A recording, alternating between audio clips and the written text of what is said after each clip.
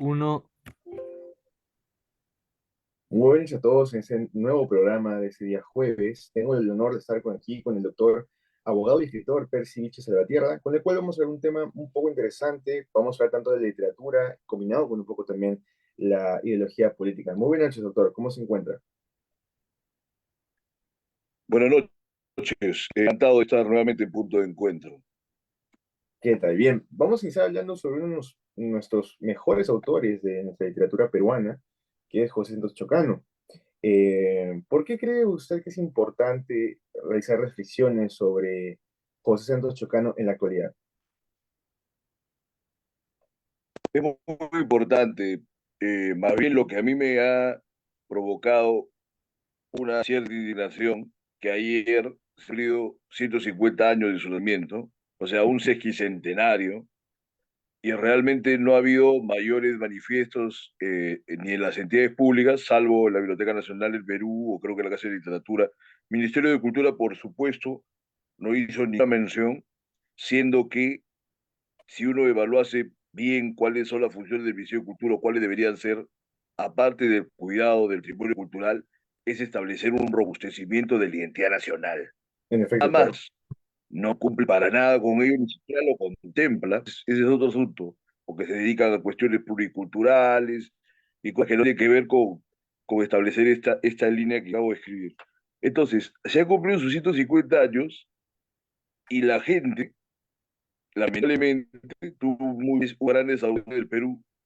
Para la gente supuestamente letrada, los intelectuales, la gente que pertenece al día a día, ¿no? En el ámbito cultural, el ámbito literario, Chocano es visto como un hombre de tercera línea, de cuarta, incluso, ¿ah? Entonces, ¿a qué se debe esa animadversión tan errática?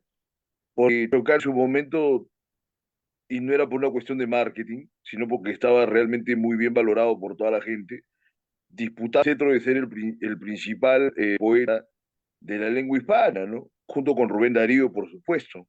Eran los dos poetas por reconocimiento mundial en términos del modernismo, ¿no?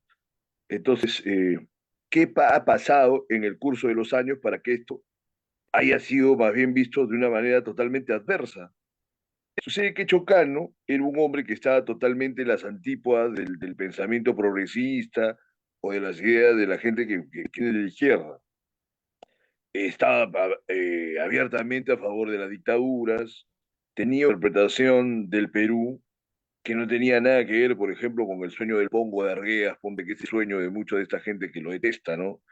Claro. Entonces, él, como dice en el poema Blasón, solamente le importaba valorar a a su cuenta personal, ¿no? De modo propio, decía un blanco emperador, no, un blanco aventurero, un indio emperador.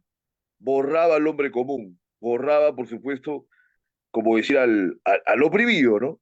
Pero eso le Ujú. servía a él en lo personal pues, para ponerse por todo lo alto, porque lo otro es que no hay ningún remedio. Entonces, esto sumado a un incidente que, por supuesto, fue muy vivo, el asesinato del More, de Edwin El More, ha hecho que se le vaya detestando una y mil veces y año tras año, pero es una total injusticia, ¿no? Incluso en su momento, cuando hubo este episodio del More, ya los intelectuales, Luis Alberto Sánchez, ahí la Torre, toda la gente decía que podían condenar el acto, pero el valor del poeta seguía incólume y por qué afectarse, ¿no? Es como cuando Maradona dice la pelota no se mancha, o sea, la Claro. poesía y su pensamiento no debería mancharse por ese acto. No se establece ninguna grandeza por parte de la gente que ha venido juzgándolo todos estos años, ¿no? Con este incidente que fue de ayer, que ha sido su aniversario 150 de su nacimiento, y que realmente no ha sido una fecha de júbilo nacional, siendo que él había pensado al Perú como ninguna otra persona, como podemos ahondar en mayores detalles en el curso de esta conversación. Ujú. Y bueno, ahora que lo menciona, que no había una celebración correcta por parte del Ministerio de Cultura o de mayor renombre aquí en nuestro país, afuera, en en Sudamérica, ¿cree que Chocano logró realmente alzar la voz de la América mestiza? Es que por supuesto que él hace voz y en ese tiempo estaban también haciéndose fuertes estos pensamientos panamericanos, ¿no? o Ujú, panamericanistas, eh, pero, como te dije, es decir, mira, Chocano fue diplomático una temporada, anduvo en diferentes países de Centroamérica, era, era prácticamente secretario de varios presidentes, bueno, y también de algunos dictadores centroamericanos, incluso fue secretario de Vía, conocía muy la realidad latinoamericana, y como te dije, él puso eh, un acento muy importante en la idea del mestizaje. No ujú, era un hispanista ciego, como dicen algunos, que exaltó a España, exaltó a los conquistadores españoles, por supuesto sí, pero también exaltó a los indios y no solamente a los incas, ¿ah? O sea, él, digamos, en lo zonal, como era tan soberbio, para él la idea del hombre común era una cosa que no existía más. Pero hay un gran poema que lo conocemos todos, incluso del colegio, que es ¿Quién sabe, señor? Y es realmente, si uno lee, lo lee libre de prejuicios, creo que es uno de los momentos más hondos de una introspección sobre el indio. Pero esto, por ejemplo, nunca ni los indigenistas han tenido la grandeza de observar esta poesía de Chocano. Pero como dije, o sea, él pone, sí, hincapié, hace énfasis en la idea de un mestizaje, pero de un mestizaje a todo dar, como se podría decir, un ujú. mestizaje por todo lo alto, un mestizaje no circunscrito a una cuestión de opresión de una raza sobre otra o de una clase social sobre otra, que no podrían entender los marxistas, ¿no? Que dicen, bueno, él enaltecía a los aristócratas y a los conquistadores, ¿no? Pero ¿qué hacemos con el proletario? ¿Qué hacemos con el oprimido? Bueno, ese era un asunto que Claro, él realmente a tampoco eso. él estaba en condiciones de teorizarlo ni de proponerlo, estaba prácticamente fuera del periodo también en que él desarrolla eh, sus obras, ¿no? Hasta entrado el siglo XX, porque eso, Claro. digamos, coge mayor fuerza a partir de la generación del escenario, ¿no? Ahora, parte de su ideología y también de su obra, de sus obras que José Santos Chocano realizó cuando estuvo en vida, ¿qué es lo que usted más rescata ideológicamente que se podría aplicar en nuestra actualidad, que pueda contribuir a la sociedad? Mira, mira, es que es muy controvertido.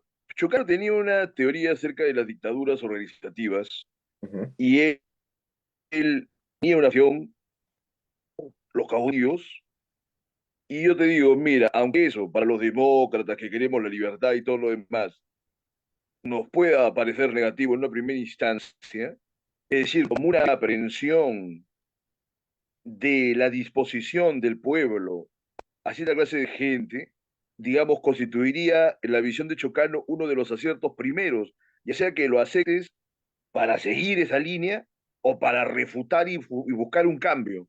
Porque muchas veces nos olvidamos que la ujú, propia población peruana tiene esta fascinación, tiene esta predilección. Mira, por ejemplo, en Piura, la avenida principal de Piura no se llama Juan Velasco Alvarado, ponte, que también sería hablar de un caudillo, ¿no? Huerta, un dictador. Se llama claro, Sánchez Cerro. O sea, igual ahora el recuerdo de Fujimori es perenne. Son 20, 30 años que todos en la izquierda dicen Fujimori es lo peor, comparto que ha sido lo peor en cierta manera, algún mérito tiene también, no se puede ser mezquino, pero en ujú, general dice Fujimori es lo peor. Sin embargo, tú vas al pueblo, el pueblo, bien. Ahora hay unos salvajes que, por supuesto, ignorancia, dicen, ¿cómo no estuviera Montesinos? Que Montesinos probablemente estuviera traficando con los extorsionadores y todo lo demás, pero la gente tiene la idea que un tipo como Montesinos podría podría aniquilar solucionar a la crisis. todos los delincuentes que ahorita no hay quien los pare, ¿no? Ahora, vas hacia las generaciones anteriores, variando el matiz. Aparece Velasco, digamos, más o menos orientado hacia en favor del pueblo, pero te vas a Odría, encuentras una persona de 70, 80 años, te van a hablar de Odría con un apasionamiento, le echan de menos. Mal que bien, hizo pues bastante labor de infraestructura, todo lo demás. Igual todos ellos robaban, ¿no? Pero te digo, la opinión de la gente, tienen esa fascinación por el judío. Olvídate de los tiempos de Cáceres y Piérola. Una cosa que seamos demócratas, que querramos y que profesemos que el mejor sistema de gobierno es la democracia y que tiene que preconizarse la libertad del individuo, todo lo demás, lo que se quiera, pero Ujú. esa es la disposición de la población. Y entonces, si lo vemos objetivamente, Chocano es el más acertado. había leído y captado realmente, como decir, una esencia del carácter de la población, si es que se puede de esa manera, ¿no? Y luego, el otro tema es el mestizaje, que él desaparece todo resentimiento, todo rencor y toda manera de verse sojuzgado, ¿no? O menospreciado por el hecho Ujú, de claro. tener una visión mestiza. Por supuesto que él, dentro de su ideología, pues borra el tema de las clases oprimidas, no le correspondía, pero exalta valores tanto de los españoles como de los incas, ¿no? No estudió más, no tenía las facilidades de hoy para, por ejemplo, yo estoy seguro que si hubiera habido el desarrollo de la historia en los tiempos de Chocano y Chocano hubiera sabido que el horizonte imperial andino no se circunscribía al siglo, siglo y medio que correspondía a los incas, sino que era milenario si se establecía una continuidad de Tiahuanaco, Iguari y todo lo demás, hubiera sido impresionante. Seguramente se hubiera sido recogido por su poesía, no tengo la menor duda. No tenía ese conocimiento en ese momento, pero sí tenía esta visión de restablecer una condición hegemónica en el Perú. No olvidemos, nace en 1875, la Guerra del Pacífico lo toma en una condición de infante. Entonces Chocano tuvo que ponerse sobre los hombros no solo esta condición que hasta la fecha está desamparada de una identidad nacional totalmente huérfana, sin ningún sentido, Ujú, nadie le establece, deberían establecer los claro, gobiernos o un los continente. pensadores, no se hace, y el tema de salir de este desastre emocional traumático del Pacífico. Y él respondió a esa derrota de una manera cercana a la virulencia de González Prada, desde una gran exaltación de sí mismo y de su poesía. Inclusive te digo, hay un gran poema, uno de los mayores poemas épicos escritos en Latinoamérica, en Hispanoamérica, la epopeya del Morro. Es más, te le pregunto de repente si tú mismo te acuerdas de la epopeya del morro, o hablamos con la gente que está estudiando literatura en las universidades, la epopeya del morro, ni lo ha ido. Imagínate en los colegios, cuando eso debería ser lectura obligatoria en los colegios.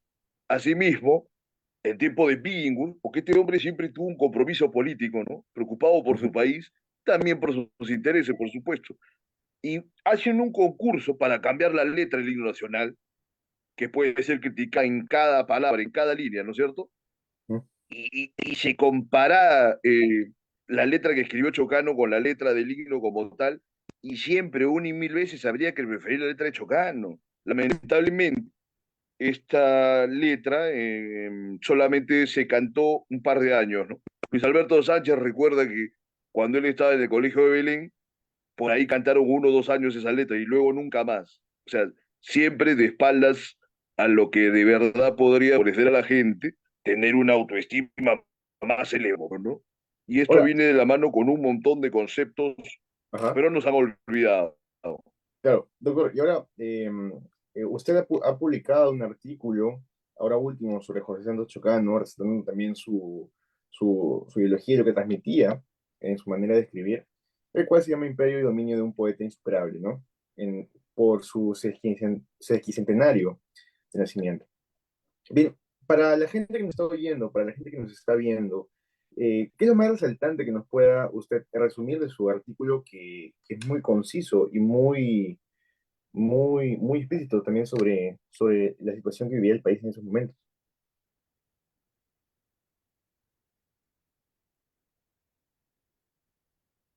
Sí, doctor. La última parte no escuché. ¿Podría repetir sobre la situación de qué, por Sí, favor? ¿cuál sería un mensaje o las ideas más importantes sobre su artículo para la gente que nos está escuchando y quizá quiera leerlo o tener una idea también sobre el tema que estamos conversando? Le podría decir. Muy bien. Lo más importante sería que Chocano tiene una línea poética, pero no es un resabido de la literatura colonial, como decía Mariátegui, que de alguna manera es uno de los principales responsables que le ha dado de beber, lamentablemente, a la fauna que puebla la intelectualidad, ¿no? Entre comillas, del país, que son de Ujú, izquierda. claro. Entonces, ¿qué pasa? habla de Chogano como un resabido de la literatura colonial. Primero que no había literatura colonial, acá no hubo colonias, acá hubo un reino importante, un virreinato, ya eso es fácil de entender. Claro. Ujú. Luego, como expliqué hace unos instantes, Chocano participando de, de una gran devoción a España en el lenguaje, todos pues eran escritores que realmente no tenían los complejos que se han dado luego en el siglo XX sobre cuestiones ideológicas diversas y sentimientos con la propia España. Vallejo mismo, aunque le pese a sus admiradores, fanático de España a morir, hablaba como un español, bueno, que es como un español antiguo, que era una manera, digamos, más o menos tradicional también en Santiago de Chuco, que ahí la gente hablaba de esa manera, ¿no? Ceseaban, por ejemplo. Se usaban muy bien las zetas, o sea que eso el peruano costeño en general ya no lo profesaba. Y entonces, ese es un camino de Chocano que no tenía nada que ver con estos prejuicios, con estos juicios totalmente equivocados de críticos como Mariatti, sino que Ujú. realmente él, no solo a través de su poesía, sino también de sus artículos, trataba de establecer lo que hasta la fecha es una labor pendiente por la intelectualidad y de alguna manera también por los gobiernos, que era una identidad nacional que sirva a la gente para realmente estar bien parada ante las otras naciones que están en los alrededores del Perú. ¿Por qué? Porque, por ejemplo, y esto no lo dice Chocano, pero considero que está también en su línea, Sí, tener claro. presente siempre que el Perú, hasta las reformas borbónicas, salía al Atlántico. Yo te digo, es un muchacho peruano, el más humilde, el más desamparado, y, digamos, participa, ¿no? En una competencia, en una competición con gente de otros países, y tiene este tipo de jacas de arreglar, que hasta hace tan poco como un instante de 2 siglos, el Perú salía al Atlántico, el Perú era el hegemón continental. A todos los peruanos se les ha olvidado que el Perú fue no, digamos, un enclave español en Sudamérica, sino que era un reino tantísimo el imperio español, o por último era la España estando acá. Y esto no nos hace ser hispanistas, pero son La cosas más, que hay que tener presente, porque como te dije hace un instante, la otra alternativa es ver a Arguedas, es ver el sueño del Pongo, es ver a Vallejo, y entonces eso no lleva a ningún parte.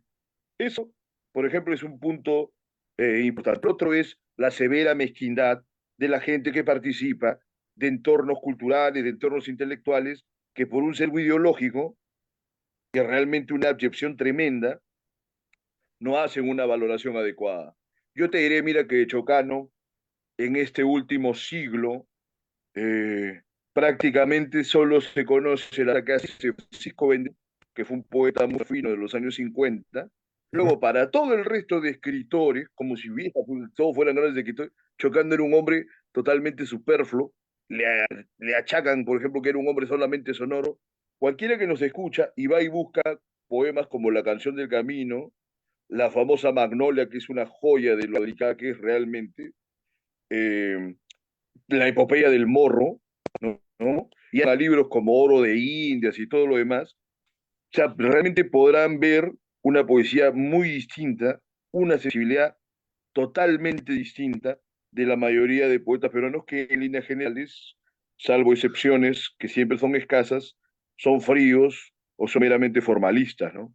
Quizás Ujú. uno de esos puntos de ese apetito por guarde y por romper las formas sea por lo cual a él también se le rechaza bastante. Sería oportuno, por ejemplo, también que consideren que es la Vargas Llosa, pero uno de los principales móviles de la valoración que tiene Vargas Llosa, pese a que hacía novelas totales, innovación formal. ¿Y por qué se pega un escritor, un artista, a poner énfasis en cuestiones formales? Es algo muy sencillo. Te concentras en la forma porque realmente no tienes mucho para expresar fuera de ella. O sea, es como que no tuvieras contenido estableciendo esas condiciones muy simples, ¿no? Básicas, pero que no son inoportunas ni falsas, de forma y fondo. Cuando los grandes escritores han hecho de la forma y el fondo de sus obras una combustión unívoca. Ha habido una conjunción, no ha habido un prevalecimiento de una cosa sobre la otra. ¿Te das cuenta? Porque si hay eh, una imposición, digamos, ¿no? Una cuestión que totalmente excede las proporciones en el tema de la forma, es porque de fondo casi no hay nada que decir.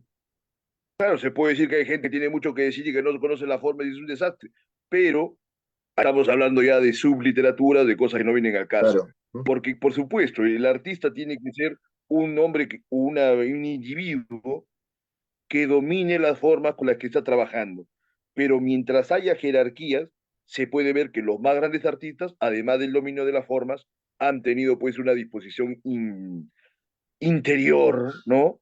Muy profunda y que han llegado a tener una idea más completa y una exposición de esa completud de la naturaleza humana, ¿no? De las condiciones de la sociedad, etcétera. Claro, y eso es muy interesante que hasta el día de hoy se prevalezca no solo en los nuevos escritores que salgan, sino también que se puedan prevalecer en la sociedad y que puedan tener ese valor, reconocer el valor agregado de la literatura que se manejaba desde antes y que se viene desarrollando, sobre todo también en las cuestiones ideológicas. Bien, doctor, muchas gracias por estar con nosotros esta noche en este programa y hablar un poco sobre José Santos Chocano, quien ha tenido su sesquicentenario el día de hoy. Ujú. ¿Algo que quiere decir antes de despedir el programa, doctor? Sí, cómo no. Haciendo que en estos últimos tiempos se ha muerto Vargas Llosa, ha muerto Pepe Mujica hace poco, que estaban en extremos opuestos, ¿no? Sí, De las claro. ideologías políticas, vieras la misma condición por la cual se rechaza Chocano ciegamente, hace que pese al mérito de estos últimos dos individuos que pueden ser más cercanos para toda la gente, accediendo a Internet, ¿no es cierto? Se le juzgue por este sesgo totalmente fanático y que es ilegítimo y que no tiene nada que ver con la realidad. Considero que la gente debe hacer el esfuerzo de ponerse por encima de sus propios condicionamientos, incluso de sus propias limitaciones, y tratar de aprender realmente el valor de individuos y obras de acuerdo a lo que realmente corresponde y no a lo que les parece o lo que les hace parecer su propia ceguera ideológica. Va a ser un instante de superación para el país. Bien, muchas gracias y muy interesante reflexión al final para cerrar este programa. Bien, conmigo será hasta la próxima semana. Que tengan una muy buena noche. Hasta luego. Hasta luego, doctor. Buenas noches. Hasta luego.